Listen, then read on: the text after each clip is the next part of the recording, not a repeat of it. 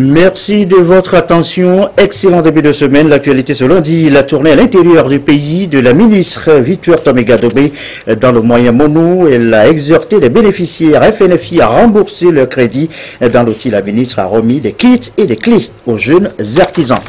Lomé capitale depuis ce matin de la première session de l'année des journées techniques experts comptables agréées. 5 jours de travaux qui devraient profiter aux élèves et stagiaires de la filière des comptables en devenir.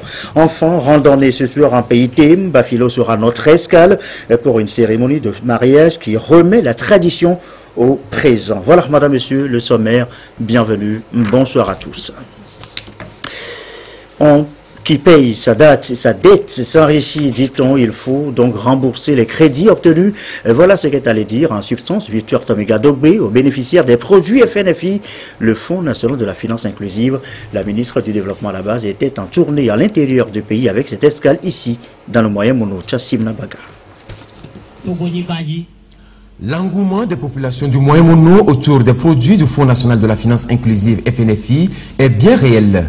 En 2016, les bénéficiaires étaient au nombre de 2455 pour un portefeuille crédit de plus de 142 237 000 francs CFA.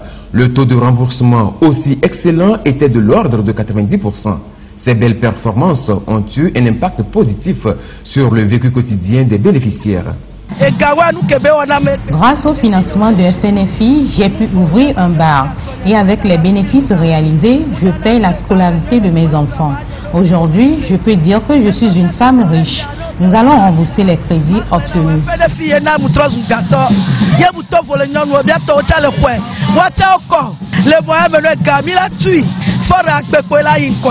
La ministre en charge du développement à la base s'est réjouie de ce bon comportement des populations du moyen mono.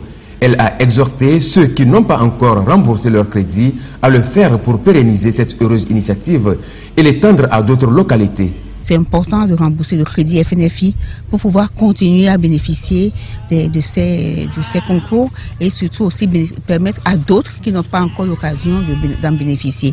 Nous avons constaté que dans le moyen mono, il y a encore quelques localités, 3 localités qui n'ont pas encore bénéficié du FNFI.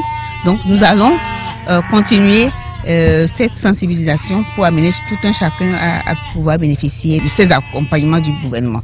Le FNFI est une réponse originale des plus hautes autorités togolaises pour donner la chance à plus de 70% de la population de pouvoir bénéficier des services financiers de base. Son efficacité se mesure à la taille des bénéficiaires dont le nombre est monté en flèche jusqu'à 700 000 en 3 ans et surtout à l'amélioration réelle des conditions de vie des populations les plus vulnérables. Des paroles dans le moyen mono, des actes dans l'OTI. 43 artisans ont reçu, nous l'annoncions tout à l'heure, en titre de la ministre Dobé, des kits d'insertion professionnelle. Ils pourront, ces jeunes déscolarisés, exercer désormais leur métier. Le cadre est tout trouvé, le centre des ressources des artisans, dont les clés ont été aussi remises par la ministre du Développement à la base. Le compte rendu, nous retrouvons Chassim Nabaga. Ils sont 43 jeunes volontaires déscolarisés JDS de Mango, d'Apaon et Tandjouar à bénéficier des kits d'insertion socio-professionnelle d'une valeur de plus de 12 697 000 francs CFA. Il s'agit de la contrepartie mise en place par le gouvernement pour leur engagement citoyen au service de leur communauté respective. La démarche vise à leur permettre de se prendre en charge. Dans nos quartiers, nous avons beaucoup de jeunes qui ont appris un métier, mais qui n'ont pas les moyens de pouvoir ouvrir leur atelier. Ou alors des jeunes qui ont abandonné le cursus scolaire, mais qui ne font rien dans le quartier et qui sont dans l'oisiveté. Et donc, avec le JDS, c'est le jeune qui sort de cette oisiveté, c'est le jeune qui apprend à servir sa communauté, à donner de son temps, de son énergie à sa communauté, mais en retour, il reçoit de la formation, il reçoit des informations nécessaires pour son insertion socio-économique, mais en retour également, il reçoit des moyens pour pouvoir s'insérer économiquement. J'espère qu'ici aussi à Mango et à Dapaon, les jeunes vont rembourser pour pouvoir donner la possibilité à d'autres jeunes de profiter de ce programme-là. Donc je rappelle que le JDS va être étendu à toutes les préfectures de notre pays et c'est un programme qui touche déjà un peu plus de 2000 jeunes. Cette année, nous allons mobiliser près de 1500-2000 jeunes encore. Le programme JDS est une savante combinaison entre le volontariat et l'entrepreneuriat. Ces outils vont donc permettre à ces jeunes de démarrer rapidement leurs activités. Maintenant, j'ai reçu les outils. Moi, maintenant, je peux travailler moi seul. Dans le travail, je peux gagner un peu de bénéfices. On nous a donné les machines, méta, ciseaux et les fils. Je suis content. Ça va me permettre à gagner de l'argent pour mes enfants. Je remercie le ministre et le président Faure Gnassingbé. L'autre temps fort de cette cérémonie est la remise des clés du centre de ressources des artisans aux populations de la préfecture de Loti. Il s'agit d'un bâtiment constitué d'une salle de réunion, de 2 bureaux et d'un magasin. Sa construction a coûté 16,5 millions de francs CFA à l'État togolais. Nous avons beaucoup d'artisans qui œuvrent dans notre pays, qui n'ont pas souvent des moyens pour se procurer des équipements importants. Nous savons très bien que c'est des équipements qui coûtent très cher et dont l'entretien également revient cher. Donc les centres de ressources artisanales permettent de mutualiser les ressources et permettre aux jeunes artisans de disposer des équipements dont ils ont besoin pour faire leurs activités. Et je rappelle également que ce centre de ressources artisanales est déjà doté de bétonnières, de tours, de différents équipements sollicités par le JIPATO du milieu.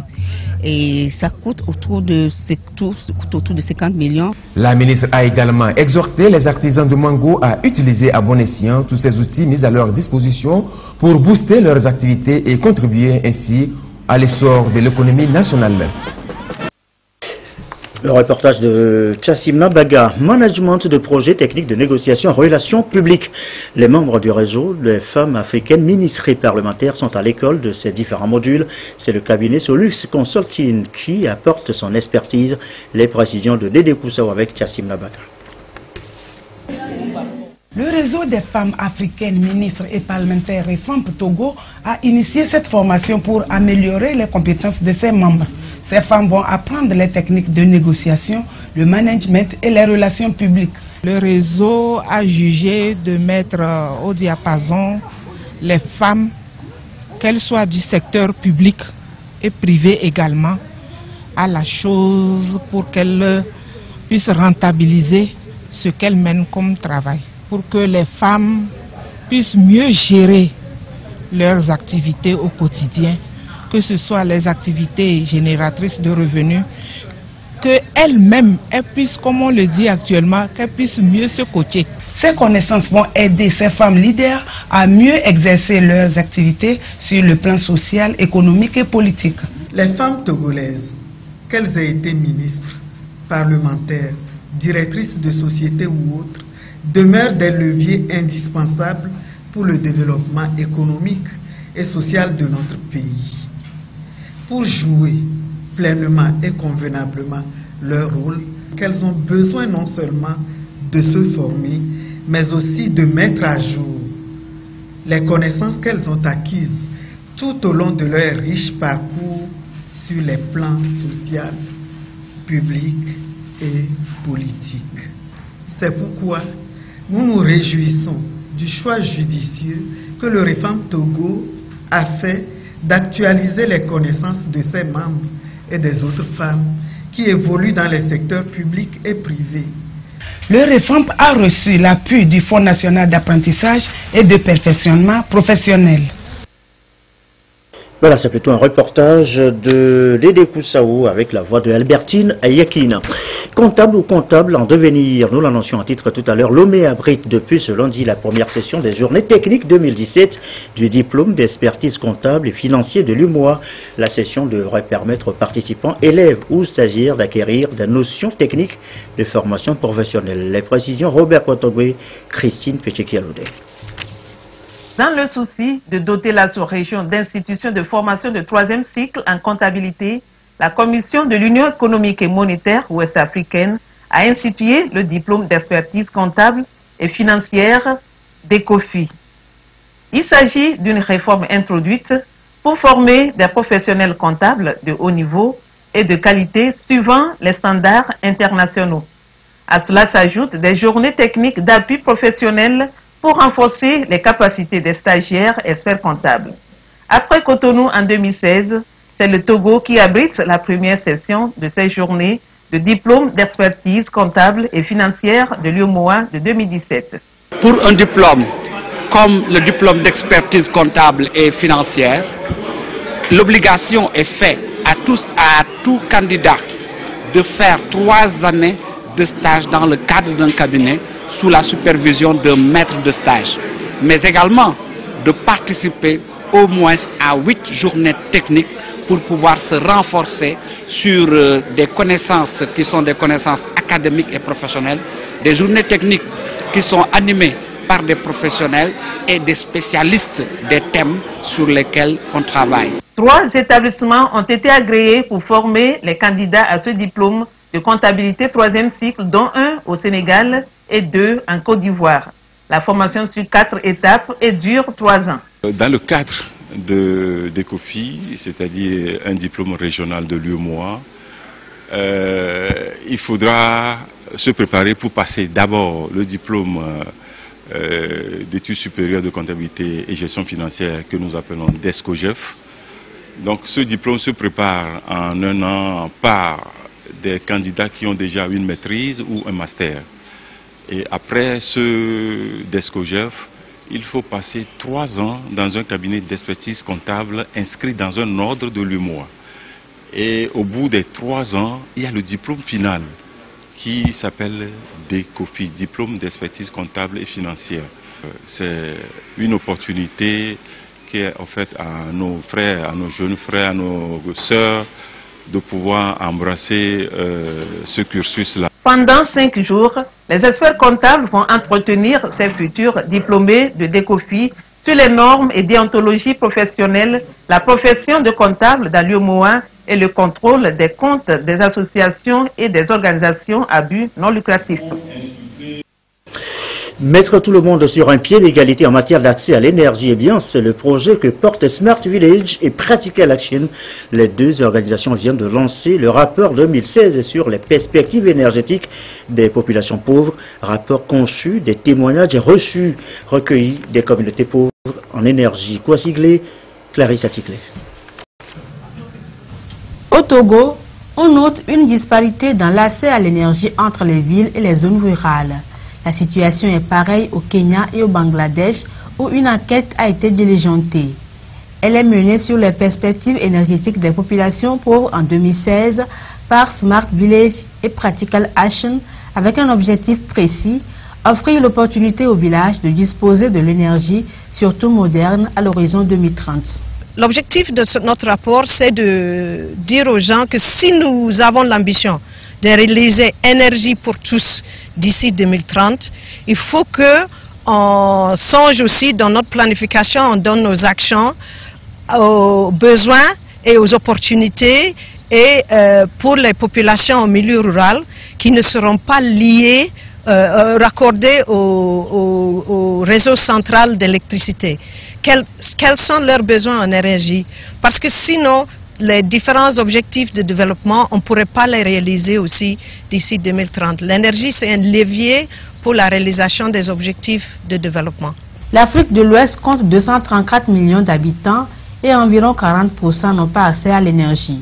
Au Togo, ce sont près de 94% de la population rurale qui souffrent du manque d'énergie, notamment pour la cuisine ou l'électroménager, les activités productrices comme l'agriculture et les installations communautaires en milieu rural.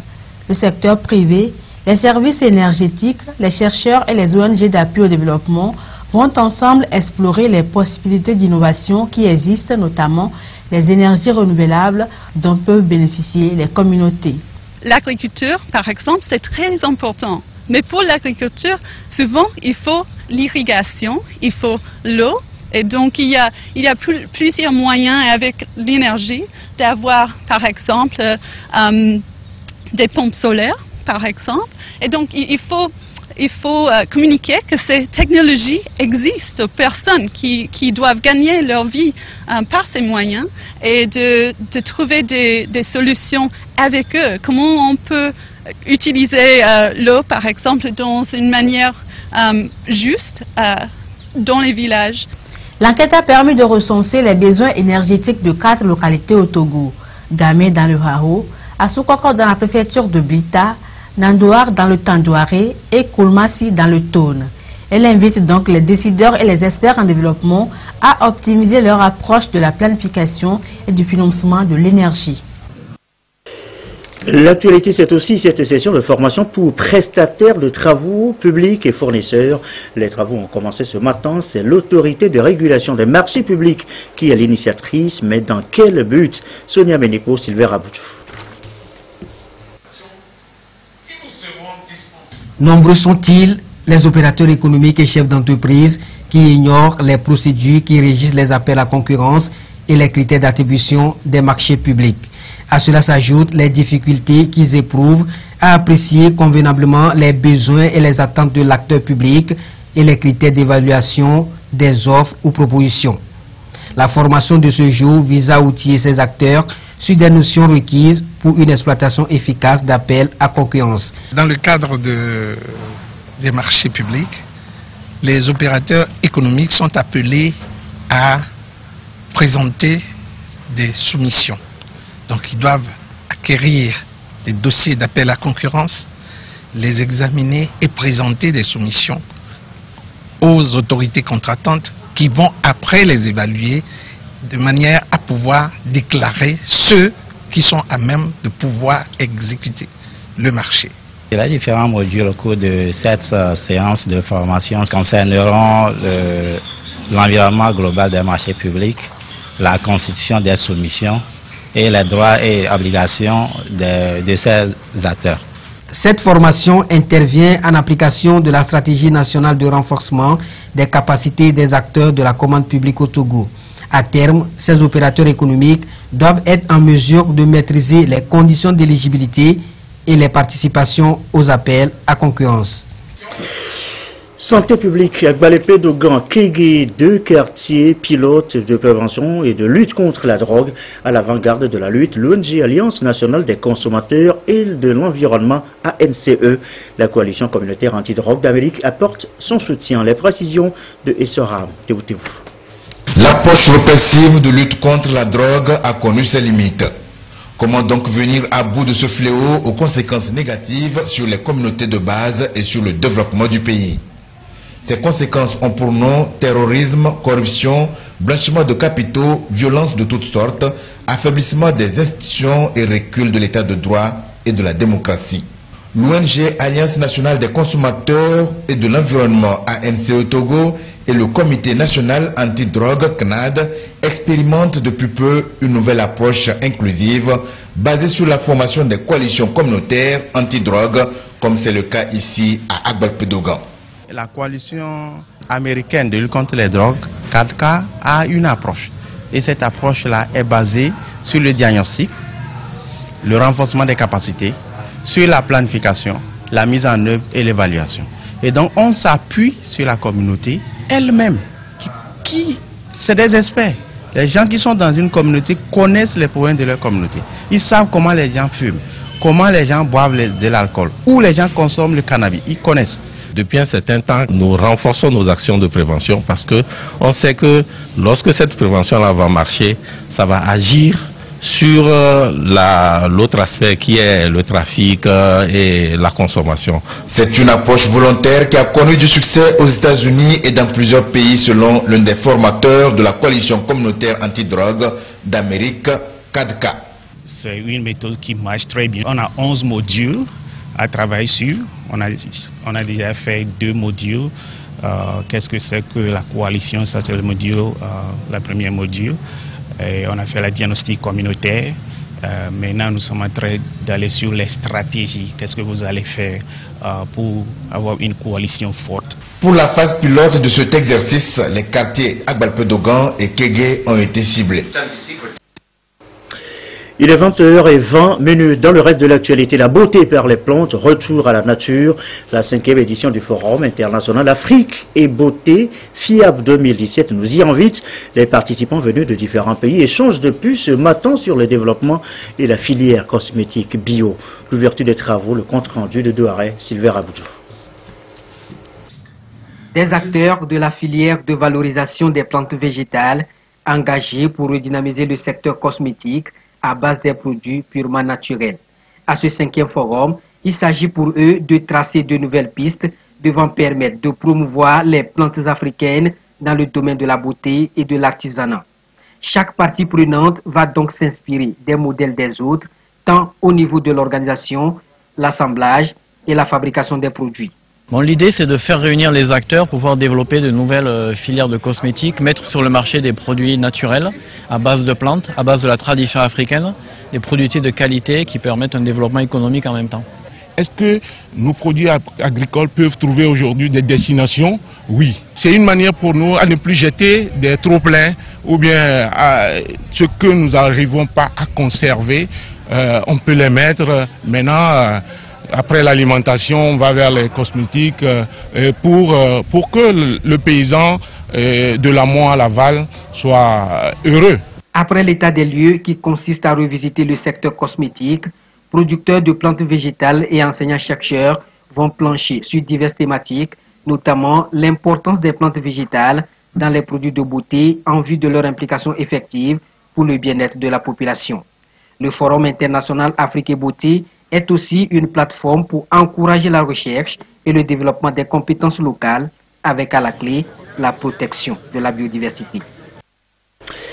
ESAG NDE, l'école supérieure d'administration de gestion Notre-Dame de l'Église, devant la presse cet après-midi. L'établissement enregistre en quoi ses responsables de nouvelles performances. ESAG NDE adapte aussi ses modules aux exigences du marché de l'emploi. Annonce faite également ce soir. Yater Atem, Augustin Kossi avec Rachel Awokou. La diversification et l'amélioration des offres de formation et le renforcement des infrastructures et du cadre de formation. C'est ce qui caractérise les performances académiques de l'École supérieure d'administration et de gestion Notre-Dame de l'Église ESAG NDE. La visite de la commission du ministère de l'Enseignement supérieur chargée d'inspecter les écoles privées en 2016 révèle des indicateurs performants. En plus, sur les 8 dossiers de diplôme de master professionnel soumis au Conseil africain et malgache pour l'enseignement supérieur CAMES, 7 ont été reçus, ce qui confère à l'ESAG NDE un label de qualité de meilleure école. Chaque État protège un peu ce qu'il fait et les accréditations internationales permettent d'ouvrir nos écoles sur l'international. Les instances de l'enseignement supérieur connaissant ces différents domaines d'accréditation peuvent mieux apprécier les diplômes que les étudiants leur présentent un peu partout dans le monde. Donc ça veut dire qu'en fait l'accréditation du CAMES permet à nos étudiants de pouvoir aller partout dans le monde et présenter leur diplôme pour continuer leur formation ou travailler. Cette nouvelle distinction vient s'ajouter aux accréditations internationales du CAMES obtenues il y a 2 ans. 8 diplômes de licence professionnelle accrédités sont déjà en cours. L'ESAG NDE vient de signer un partenariat avec la Bourse régionale des valeurs mobilières. L'inauguration de la toute première salle du marché financier au Togo est prévue en mars prochain. Notre école devient ce qu'on appelle une agence d'exécution pour le marché boursier. Nous formons les compétences pour que ceux qui veulent les acquérir puissent se présenter pour les avoir. Sans cette ouverture, beaucoup de nos jeunes qui veulent être experts financiers ou boursiers ne peuvent pas en profiter. Les marchés étaient fermés. Maintenant, les marchés s'ouvrent. Ces acquis, l'ESAG NDE compte bien les consolider pour relever les défis liés à l'adéquation formation-emploi.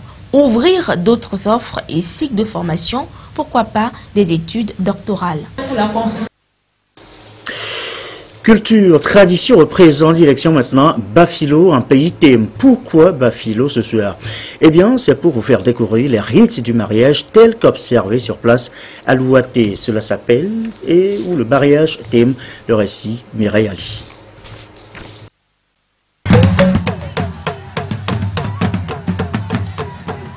Le mariage traditionnel dans les différentes régions du Togo est généralement axé sur les pratiques ancestrales pour faire redécouvrir aux nouvelles générations ce qui se faisait dans le temps. Nous sommes au nord du Togo, à Bafilo, deuxième ville du pays thème, qui signifie les populations qui parlent la même langue. Wazaria, la fille thème, va se plier à la tradition en se mariant à l'homme qui a été choisi pour elle depuis qu'elle était enfant. Avant l'introduction de l'islam en pays thème, précisément à Bafilo, les parents vivaient en symbiose, harmonie et ils se donnaient des femmes en mariage. Le mariage thème au niveau d'Assoli à Bafilo s'appelait Alevate. Dans nos familles, on donnait moins de filles que de garçons. Et quand il y a eu la nouvelle naissance comme ça d'une fille, les jeunes garçons plus nombreux se précipitent à partir de ses parents pour venir demander la main de cette fille-là. Après les premières démarches des parents du futur marié, s'ensuivent les services rendus comme ramener du bois de chauve, du mil ou encore cultiver le champ de la future belle famille.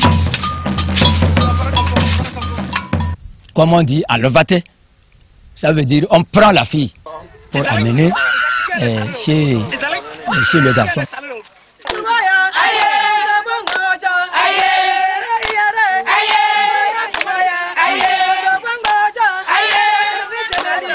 Alvate, le mariage thème, suit différentes étapes. À 18 ans déjà, la jeune fille est amenée chez son futur mari pour leur première nuit intime. Ce dernier va tenter de la rassurer en vain, mais avec les conseils des tantes, elle est ramenée dans la chambre nuptiale. Les jeunes femmes s'organisent pour accompagner la famille des mariés. Ici, elles préparent la boisson locale appelée tchouk, qui va être servie aux invités. Quel que soit le degré des mariages, le vieux a voulu que ce mariage soit le mariage traditionnel, comme cela se faisait dans le temps. Comme c'est mon papa qui m'a donné depuis bébé, je ne peux pas refuser. Le jour de la cérémonie, et comme la tradition l'exige, les natifs thèmes donnent un éclat particulier à l'événement. Se parer des plus beaux vêtements traditionnels proposés par des tisserands du milieu qui sont rompus à la tâche. Après le consentement entre les futurs mariés, voici arrivé le grand jour, le mariage très attendu par tout le village. Le couple est ainsi présenté à la communauté et c'est dans l'euphorie totale.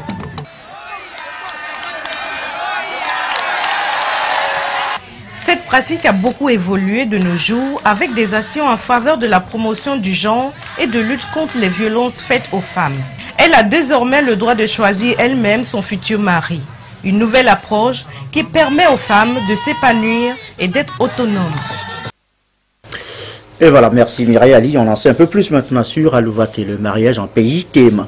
Dernière information culturelle de cette édition, le ministre de la Communication, de la Culture, des Sports et de la Formation civique informe tous les cinéastes togolais que le Festival international des films courts, organisé annuellement par la Société arabe égyptienne pour la culture, les médias et les arts, se tiendra en octobre 2017 au Caire en Égypte. Les cinéastes désireux de participer à ce festival peuvent passer retirer les termes de référence à la Direction nationale de la cinématographie dès audition du présent communiqué. Les dossiers de candidature peuvent être déposés au plus tard le 15 juin 2017 à la Direction nationale de la cinématographie, 6 ou 47 avenue des Nations Unies à Lomé. Vous pourrez également trouver le numéro de téléphone et l'adresse mail dans le quotidien national Togo Presse. Voilà qui met fin à cette édition du soir, 20h, bientôt 30 piles pétantes. Je vous souhaite une très belle soirée.